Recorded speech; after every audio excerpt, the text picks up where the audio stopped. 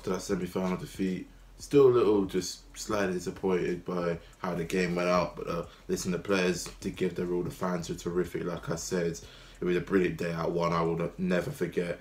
And yeah, the vlog did alright as well. However, it is that time of year, it's the end of the season. Games do come thick and fast, especially those games that weren't played due to us being in the FA Cup or due to players having COVID and then the games getting called off.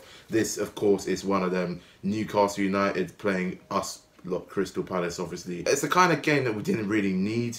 I would have preferred to play this game on a Saturday and then play Leeds midweek of next week, if you know what I mean. But hey, the Premier League don't really give a crap about the fans, do they? But yeah, I'm really not looking forward for this game, and that it's come at the wrong time in my opinion. 3 days after getting knocked out at Wembley by Chelsea in the FA Cup semi-final. Just the players aren't going to be motivated mentally, they're not going to be there, and they're still going to be down and a bit flat after that game. I mean, the Michael Olise reaction when he was walking down the tunnel, if you've seen that on TikTok all over the internet, that says it all really, do you know what I mean? I don't think they're going to be up for it.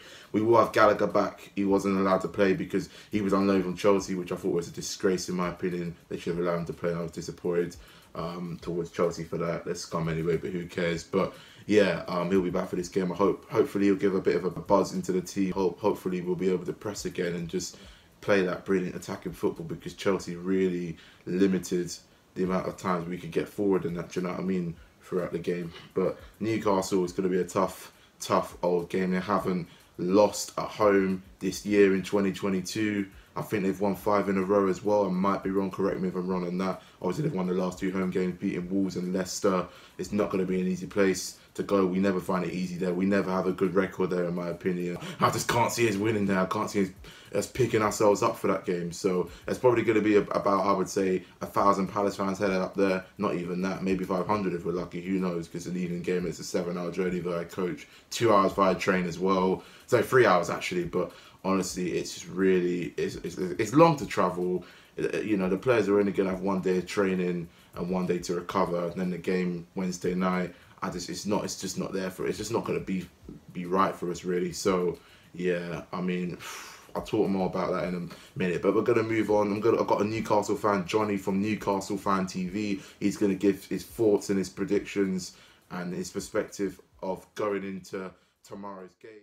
Hello Crystal Palace fans, yes, Wednesday night Newcastle versus Crystal Palace at St James's Park. Can Crystal Palace stop Newcastle's winning momentum at St James's Park in 2022? Newcastle haven't lost a home Premier League match this calendar year, and Crystal Palace have got to try and stop it one way or another after that FA Cup semi-final defeat. I was very jealous of you, I suppose, to see your team at Wembley in a semi-final of an FA Cup. I know you're unlucky not to get the win in the end, but that all goes back to the Premier League on Wednesday as Newcastle entertain Crystal Palace. I suppose from a Crystal Palace point of view, you want to know everything about Newcastle. Well, Newcastle are in fantastic run of form at St James's Park. We haven't lost, as I've mentioned.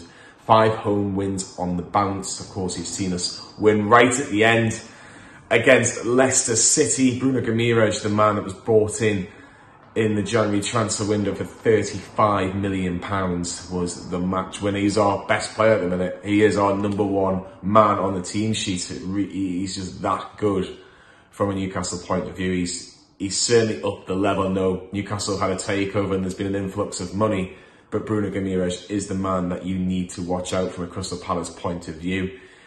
In terms of Newcastle and that transformation, I think you would have seen Newcastle at Selhurst Park and think, "Ooh, this team might struggle, this team might get relegated." Well, Eddie Howe's really transformed Newcastle. He's got us a lot more solid at the back, likes of Dan Burn coming in, Fabian Schär. That partnership's working pretty well at the minute. Matt Tarver, who we've got on loan from Aston Villa, has done really, really well at left back. Kieran Trippier would have been playing if he was fit, but it's Emil Kraft, who a lot of Newcastle fans have not really been happy with over the last couple of years, but he's going to probably start at right back, and he played fantastically well against Leicester. So that's probably the back four sorted. Obviously, Dubravka in goal. Midfield, it will be Bruno Guimaraes, it'll probably be John Joe Shelby, and it'll be Joe Linton, I think, over Joe Willock. I think Joe Willock will probably just miss out, even though I'm a big fan of Joe Willock. And going forward, Alan St-Maximin. It seems that every opposition fan goes, who's Newcastle's danger man? They'll go Alan St-Maximin. And he is a very, very good footballer, and sometimes his end product needs to improve, but he certainly is a threat. And I'm sure a lot of Crystal Palace fans who will make that long trip to the North East will be thinking, hope he has a bit of an off day or a quiet day, to say the least. And then on the other side, Miguel Miron for me wasn't good enough on Sunday, so it potentially is that spot available. If Ryan Fraser's back from injury, I'd like to see him back in with Chris Wood up front. And Newcastle very confident of getting a result. I feel very confident. I think Newcastle Crystal Palace are about where they should be at the minute, 13th, 14th. I know in years to come Newcastle might want to do a lot better, and I'm sure they have aspirations to doing so. Crystal Palace will say, well, we want to finish in the top 10, and rightly so. Patrick Vieira's done a fantastic job since taking over from Roy Hodgson. I really think he's been a breath of fresh air for Crystal Palace, and I think, you know, he should be a candidate, really, for Manager of the Year, in my opinion.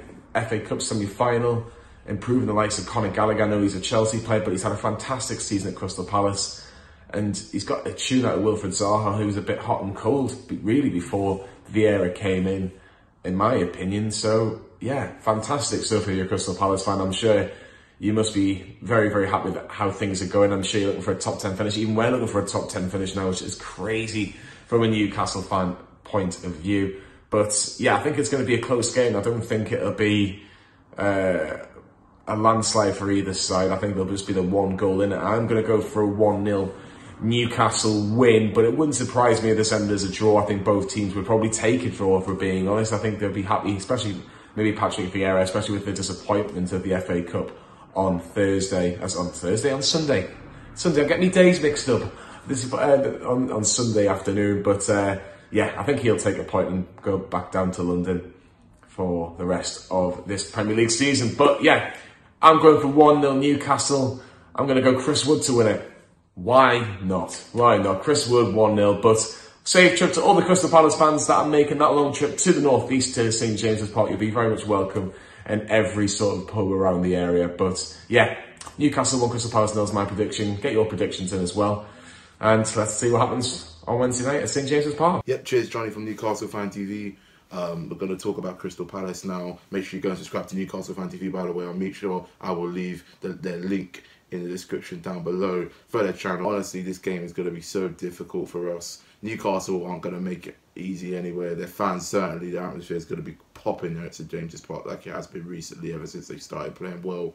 And Eddie Howe has taken over as well, obviously a few months back, and he has transformed Newcastle into a winning team. They're more consistent, they're scoring more goals, they look match fit, they look up for it. There's more positivity throughout the club ever since Mike Ashley left them.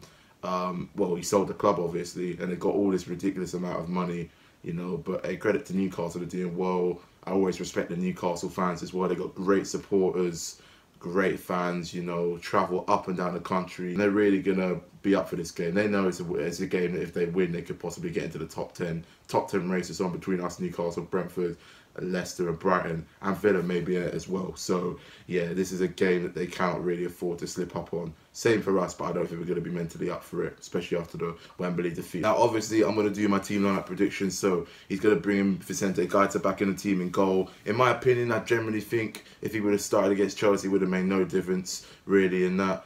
A back four, Mitchell at left back, Gay and Anderson, and right back Nathaniel Klein. Ward didn't do that bad against Chelsea, but I don't think this Premier League game against Newcastle will suit him, and I don't think he'll be mentally up for it either. I would put Klein back in the team.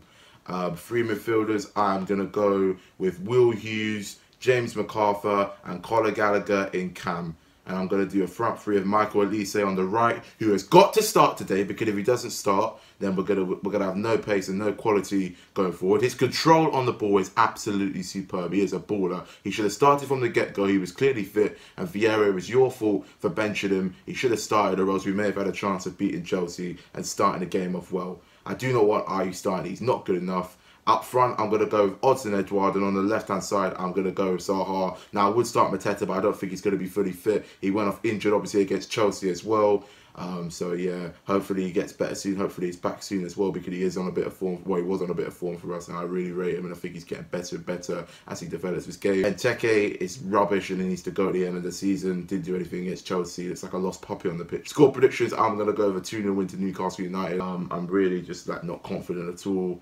But listen, if that team plays well and plays to the ways that we know Palace can play this season, like we beat Arsenal, like we beat Wolves, like we beat Everton 4-0 in the Cup, then we got the potential to go and win there. But it's never going to be easy. Our away form's poor.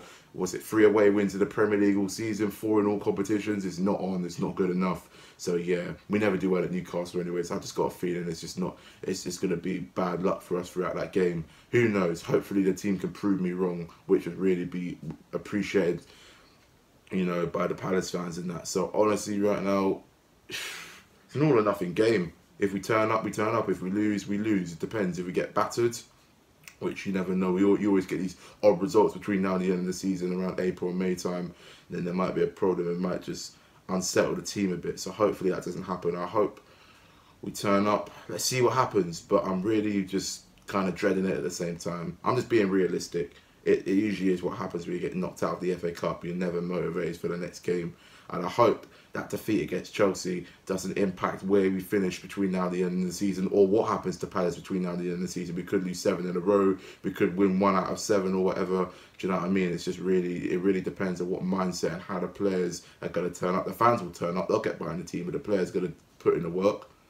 It'll be disappointing if the fans are always 100%, but the players aren't. So, yeah, come on, you Palace, man. God knows what's going to happen on Wednesday night tomorrow. And yeah, fingers crossed, all goes to plan. If it doesn't, what can we do? But yeah, I'm just sort of not confident. But at the same time, you never know what to expect. It's the Premier League. Anything can happen. It's football. Anything can happen, you know. So yes, up the Palace. We move on. Come on, you Eagles. And yeah, I will see you lot in my next video in a bit.